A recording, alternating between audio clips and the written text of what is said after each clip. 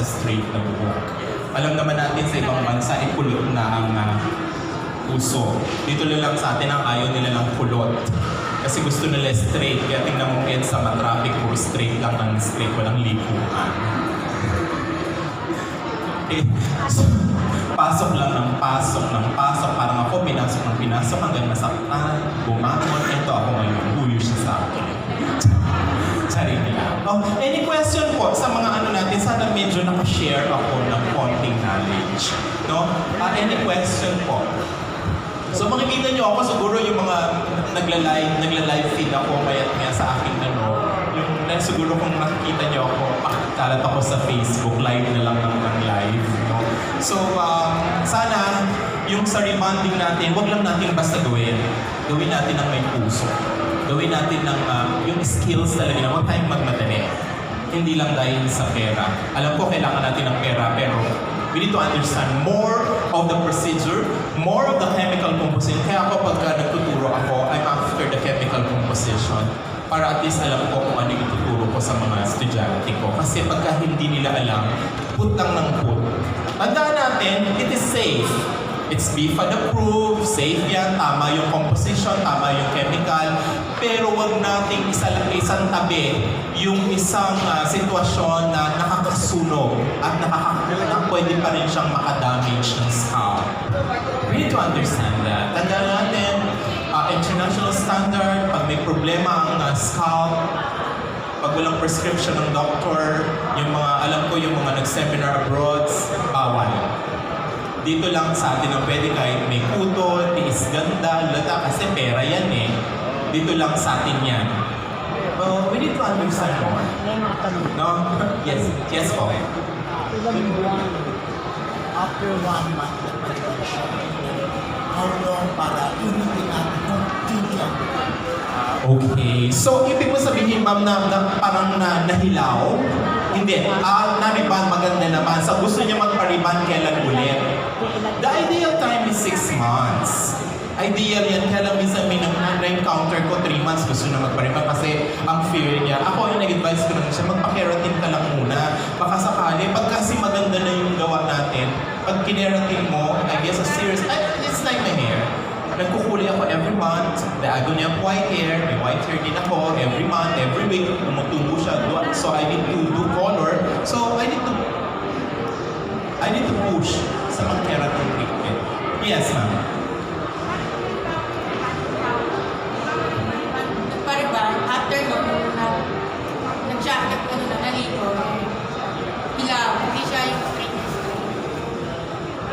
So marami pong problema. Sir, pwede bang bigyan sila ng mic? Ayan, nandyan si Kuya. Buti na nandyan si Kuya. Lagi siyang savior. Ayan, nahilaw.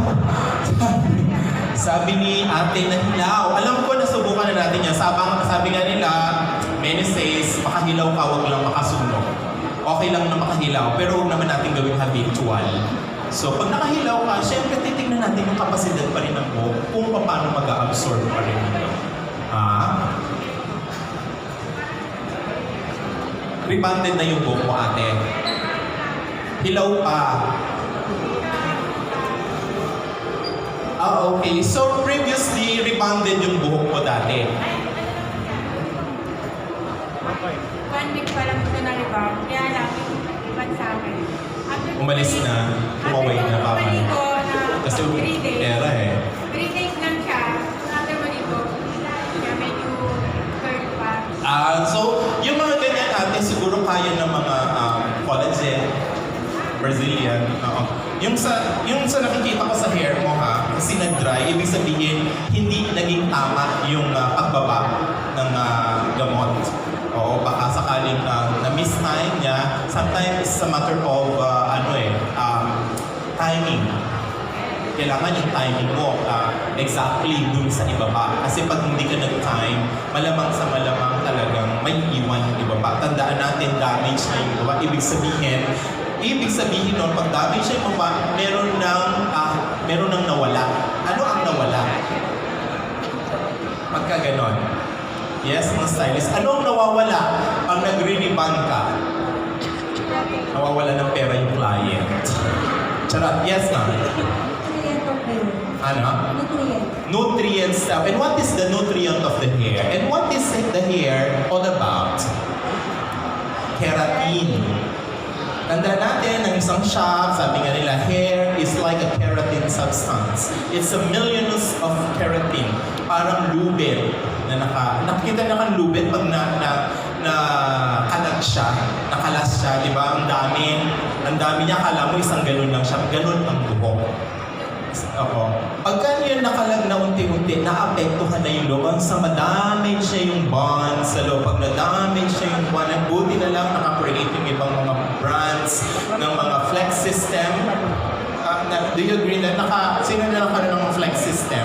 Yung mga flex system, di ba? So, it's under the roof of treatment, pero hindi makapit yung yes, ma'am. For example, galing siya sa ibang 5 salon. minutes na lang. Galing siya sa ibang salon. Tapos, nagkaroon ng damage sa yung pinita. So, kailangan ba natin i-retouch o depende sa situation? Depende siyempre sa studio. I need to analyze kasi nakataya na dito yung career. Pero pinipilit niyo na kailangan natin ayusin kasi may mag-upload ako. Magpapa-waiver na siguro ako. So, kailangan ba talaga gawin? Kung ang buhok niya ay repairable, I will repair. Pagka it's not repairable, hindi ko na kailangan i-repair. I need some Anong dapat na gawin mo ng gawin? treatment na lang. You're welcome, thank you so much. In 5 minutes time, kung magko-question po kayo, medyo kinalabit na po ako ng organizer ng Hair Asia. So in 5 minutes time, mag-e-end na tayo. May mga question pa about coloring, balayage technique.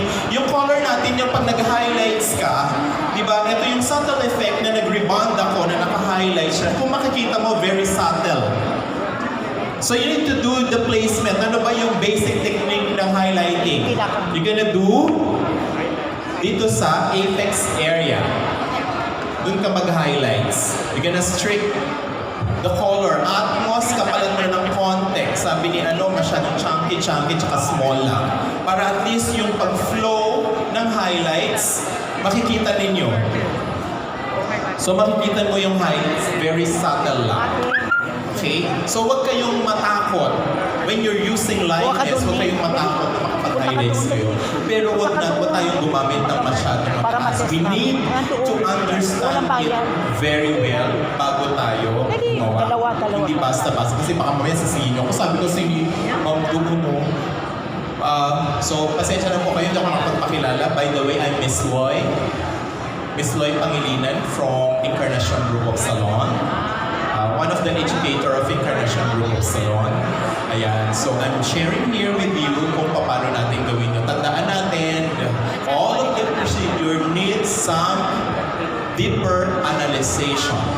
So we need to analyze and we need to understand the chemical composition in every pangkulay, pang-rebond, bleaching, etc. etc. Sayang, may silang yung panahon natin ng pagkasama. Very, you can reach me, sabi niya, through lightness, you can reach me para ma-educate ko kayo. You can invite me also to your salon so that I can educate you more of what is coloring and rebonding all about. I can do also cutting technique. Pwede po akong mag-share. Kaya lang wala lang tayong time, sana mag-share ako ng content para ma-educate ko din kayo. Anyhow, any question pa po?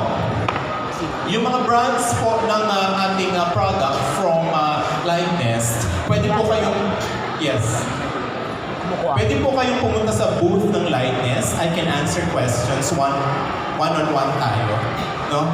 Yes po, meron pa po tayong katanungan. Yung business card, pwedeng peme. Or yung... Ay, saka ma'am, pasensya na malabo ang mata. Your business card, pwedeng peme para ma-reach ka na. Yes po, sige po, pasensya na. Sige, mamaya po ma'am, sa ano po bibigyan po kayo? Pasensya na hindi ako nakaprepare sa aking business. Masyadong rush. Masyadong ano sa traffic. Yung preparation ay mabilisan. Prompto lang ginawa ko. So, eto, I'm basing on my experiences. And, syempre, yung education natin, more about the chemical and mechanical procedure ng pagre-rebond ay nandun. Yung iba kasi dalawang plancha pa yung ginagamit eh. I don't agree on that. It causes it. Kasi pag nag-aaral tayo ng mga damages, di ba, kasama yung mechanical damage. Tama ba?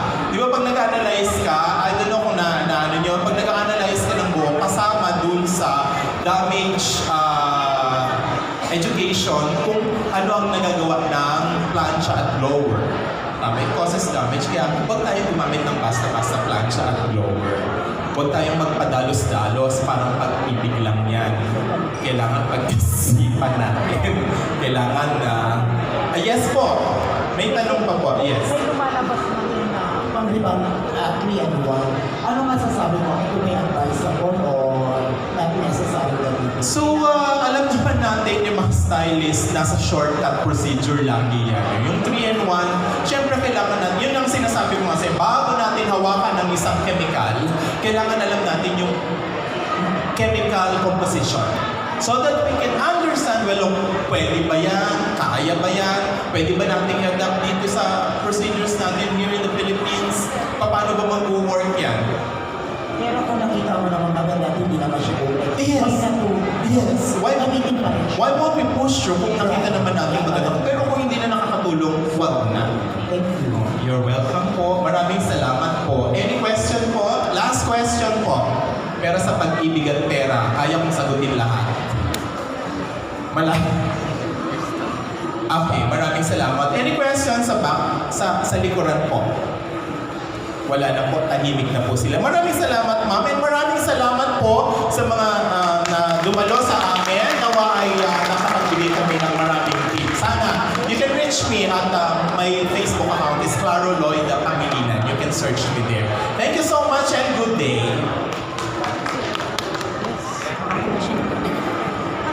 Kaya mo. Pamilina. Search mo. Ubusan tayo. Ano sabi mo? Ano ba yan, Neng? Anong laman yan? Binigay Ano lang sa- po? Gamot? Yung hot oil. Puso.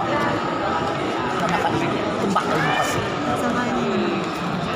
Maraming giveaway, kaya lagi kang hot. Ano sabi sa'yo? Ano sabi sa'yo? Naubos.